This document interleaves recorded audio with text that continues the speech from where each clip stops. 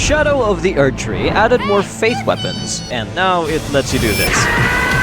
So I wanted to see at different stages of the game just how overpowered we can make a faith-based build, going from a measly 2,000 to insane damage numbers that make DLC health bars look like a joke. We'll be starting with a character at level 120. Dropping into the DLC, the best course of action is to immediately head for all of the available Shadow Tree blessings. Did you know that you can get up to a level 12 blessing before defeating a single boss? Because FromSoft very kindly allowed you to just skip the Relana boss fight, giving you access to the Skadu Altus, and also allowed you to enter the Shadow Keep without fighting the Golden Hippo. So we're actually going to use both of these skips in our route to get all the Shadow Tree upgrades, but more importantly, to get access to Raw.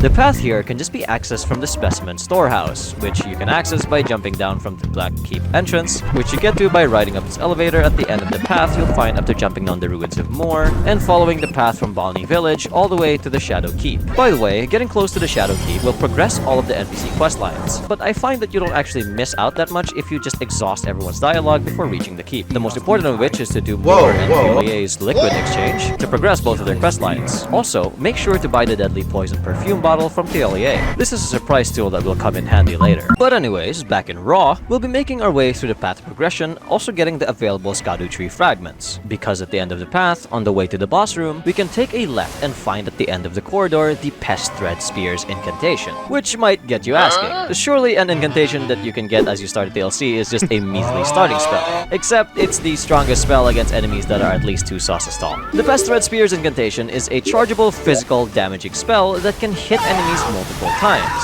And just from that sentence, you can very easily formulate an overpowered build. Like, number 1, it deals physical damage, which means it's boosted by things like the Blue Dancer Charm, which is especially effective with incantations because the only weight you'll be sporting is the Sacred Seal and your talismans, that of which are the Godfrey's Icon, the Phlox Canvas Talisman, and ideally the Ritual Sword Talisman. By the way, we're playing a Faith build, which means we have access to Golden Vow and Howl of Shabriri. Unfortunately, there is no seal that boosts the pest spells, so I'll have to use the Jellyfish Shield. All these together give us a starting point of this much damage, which doesn't seem like a lot until you realize that's 2,000 damage every time it decides to hit a boss's fat ass. However, it doesn't end there, because if we replace the Blue Dancer Charm with the Kindred of Rot's Exaltation, we can get a 20% damage bonus every time poison is in the block, which used to be really annoying to get consistently, but now even single-celled organisms like ROV spammers can consistently get the poison buff using the Deadly Poison Spray skill from the Deadly Poison Perfume bottle. With one click, you can proc poison on yourself and then just immediately cure it with a bolus, which is even more powerful if you get yourself the Mushroom Crown Hat from Miyazaki's bathtub and the new Poison Hand weapon that you can get from his toilet in Bellarat Tower. Simply get the Well Depths key and jump down to the sewers to find the weapon at the end of the pool. Having all of these together, you get a whopping 41.9% damage bonus when poison is in the vicinity, netting us almost 3,000 damage with the spears. On top of that, we can also wear some armor to protect ourselves, which means I can finally join 50 other YouTubers in recommending the Rakshasa armor set. Although it's hard to blame them when it's just free damage. Don't worry about the debuff though, it doesn't actually do anything. Before reaching the Rakshasa though, I crafted the furnace pot from a cookbook that you can find here, using red flesh mushrooms along the way and embers of mesmer near the castle watering hole site of grace. This is so that I can throw a pot to wake up this furnace golem and finally test out my multi-hitting overpowered build.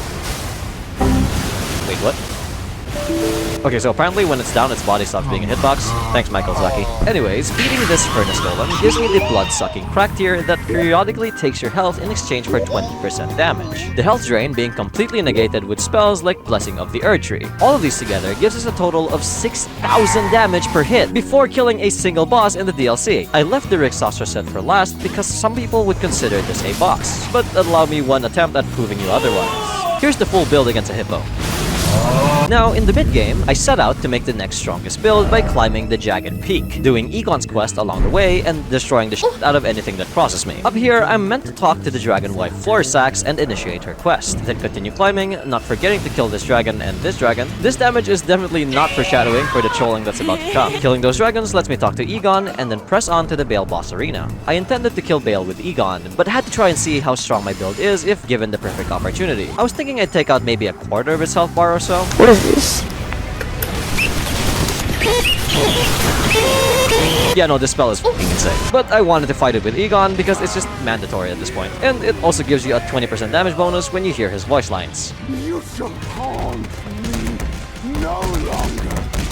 After destroying Bale, we head on back to Dragonwife and pick up the Priestess Heart transformation, which gives you access to a buff that increases the damage of Dragon Cult incantations by 20%. This is important because I'll be heading to the Scorpion River Catacombs to grab the Knight's Lightning Spear, a silly incantation that just so happens to be the highest damaging single target spell in the entire game. This fucking spell not only deals more than 4 times your incantation scaling, it also deals the best elemental type in the game, is chargeable, and is a Dragon Cult incantation. There is literally nothing else you can improve about this spell because it pretty much has the maximum amount of buffable aspects on top of it having such an insane scaling. So let's learn how to build it. First, start with the aforementioned Priestess transformation and have the Gravelstone seal in your offhand. Then get the Godfrey's icon, Lightning Scorpion charm, Vlox Canvas talisman, and the exaltation of your choice. Poison is the best here because you can't wear any of the helmets, but the poison hand is still available. Put the Lightning Shrouded Cracktear and the Blood-Sucking Cracktear in your physic, get Golden Vow and Helm Shabiri, and finally revel in 7,000 fucking damage. This spell is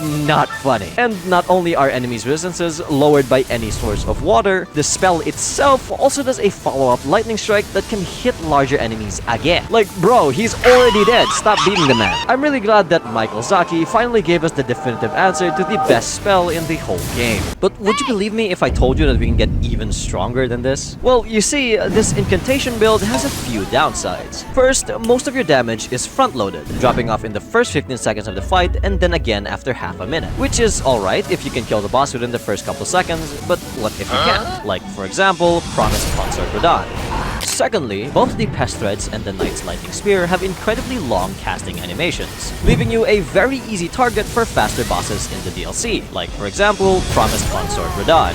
Which means the ideal build is a build that does incredible amounts of damage consistently while also being incredibly sustainable. Well, hear me out, because if you travel to the Elder's Hovel in this part of the map, you can find the Talisman of the Dread. Some of you already know where this is going, but trust me, it is more insane than it sounds. The Blasphemous Blade is probably the single strongest weapon in the base game because of its one-click wonder weapon skill, Taker's Flames. But in the DLC, it is even stronger because of the Talisman of the Dread that increases magma damage and the Blood-Sucking Cracktear, the effects of which you can just counter with one click. This together with all of the other buffs from before, you can hit with the force of 8,000 damage on a bad day. Now, you're probably wondering, what's a good day? Oil pot!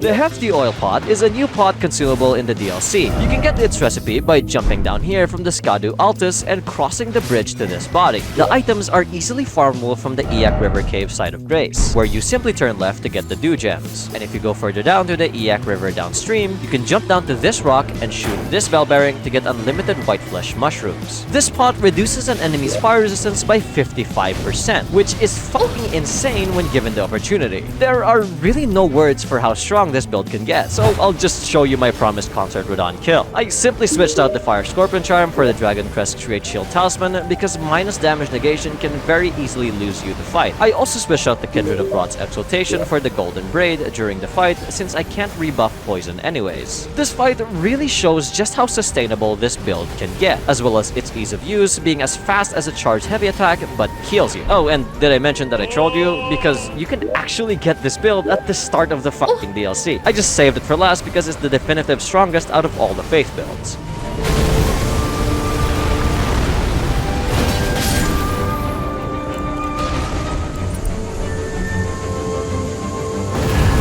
Try this build if you want incredible damage numbers, but if you want something other than Faith, then check out this video for more DLC breaking runs.